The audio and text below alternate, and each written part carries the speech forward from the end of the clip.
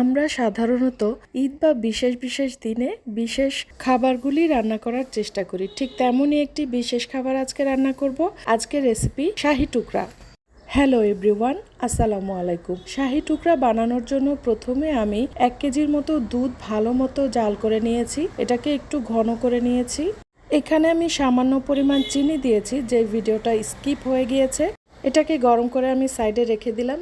এরপর কয়েক টুকরো পাউরুটি নিয়ে এর সাইডগুলো ভালো মতো কেটে নিচ্ছি। এই রেসিপিটা আমি আমার ম্যাডাম সিদ্দিকা কবিরের কাছ থেকে শিখেছি। উনি আমার সরাসরি শিক্ষিকা ছিলেন। ওনার কাছ থেকে আমি অনেক রান্না শিখেছি, তাই ম্যাডামের স্মরণে আমি এই শাহি টুকরাটা বানাচ্ছি। এখন একটি প্যানে সামান্য পরিমাণ সয়াবিন তেল আর 2 চা চামচ ঘি দিয়ে সামান্য গরম করে নিব। আপনারা চাইলে এখানে বাটারও দিতে পারেন। এখন আমি সেই কেটে রাখা রুটিটাকে হালকা ব্রাউন কালার করে ভেজে নেব। এই রেসিপিটা এত মজা যে মুখে দিলেই গলে যায়, আর মুখে স্বাদ একেবারে লেগে থাকে। আমার বাচ্চারা তো খুবই পছন্দ করেছে। আমি বানানোর পরে যখন আমি খেতে গিয়েছি, ফ্রিজ খুলে দেখি সবগুলোই শেষ হয়ে গিয়েছে। এরপর সেই গরম করে রাখা দুধের মধ্যে ভেজে রাখা পাউরুটিগুলো দিয়ে সাথে সাথে উঠিয়ে ফেলবো।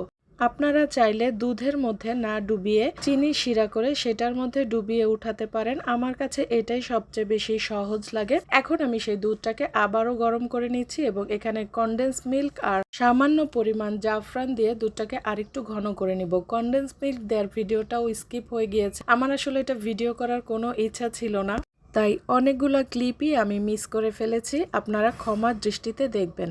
এরপর সেই ব্রেডগুলো আমি এভাবে করে একটি সার্ভিং ডিশে সাজিয়ে নিচ্ছি আর সেই ঘন করে রাখা দুধটা উপরে ঢেলে দিলাম। এখন সামান্য পরিমাণ ডেকোরেশনের জন্য আমি কয়েক রকমের বাদাম নিয়েছি।